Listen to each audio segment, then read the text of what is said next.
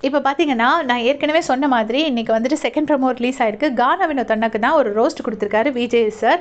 அது போக ஆதிரைக்கும், வியானாக்கும் கூட ஒரு சின்ன ரோஸ்ட் இருக்கு அப்படின்னு சொல்லிட்டு சொல்றாங்க. இன்னொன்னு பார்த்தீங்கன்னா, வினோத் அண்ணா கிட்ட சொல்றாரு, "உங்களுக்கு என்ன அவ்ளோ வன்மம்? உங்களுக்கு ஒரு டாஸ்க்க இன்னொருத்தர் ஜெயிச்சா அத பொறுக்க முடியலையா? அவங்க அந்த நெக்லஸ எடுத்துட்டாங்கன்னோனே உங்களால தாங்கவே முடியல. எப்ப பார்த்தாலும் மொறச்சிட்டு போறது, குதிச்சுட்டு போறது, ஏதாச்சும் ஒரு பாயிண்ட் கிடைச்சா போதும், அத வச்சு குதிக்கிறது, ஆடுறது, நெஞ்ச நிமித்திட்டு போறது, சண்டைக்கு போறது. நீங்க கலாய்க்கும்போது மட்டும் தெரியலையா?" அப்படின்னு சொல்லிட்டு கோவப்படுறாரு. அவர் வந்து வார்த்தை விடுறாரு, சண்டை போடுறாருன்னு சொல்லி கண்டிக்கிறதெல்லாம் ஓகே. பட் அதில என்ன வன்மம் இருக்கு அப்படிங்கிறது எனக்கு தெரியல.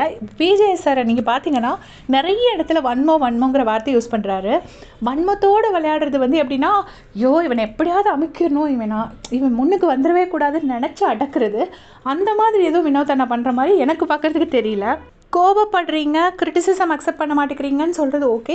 வன்மம்னா என்னன்னு விஜய் சாருக்கு தெரியலையா? இந்த வார்த்தைய அவர் நெறைய பேர்த்துக்கு தவறா பயன்படுத்துறாரு. உண்மையிலேயே வன்மத்தோட விளையாடுறவங்க இருக்காங்க. அவங்கள மட்டும் சொல்லுங்க. வன்மம் இல்லாதவங்கள வன்மம்னு சொல்லாதீங்க. கோவப்படாதீங்கன்னு சொல்லுங்க, கத்தாதீங்கன்னு சொல்லுங்க, கிரிட்டிசிசம் அக்செப்ட் பண்ணுங்கன்னு சொல்லுங்க. இவ்வளோ தூரம் வந்து டீஸ் பண்ணக்கூடாது அடுத்தவங்களன்னு சொல்றது வரைக்கும் ஓகே.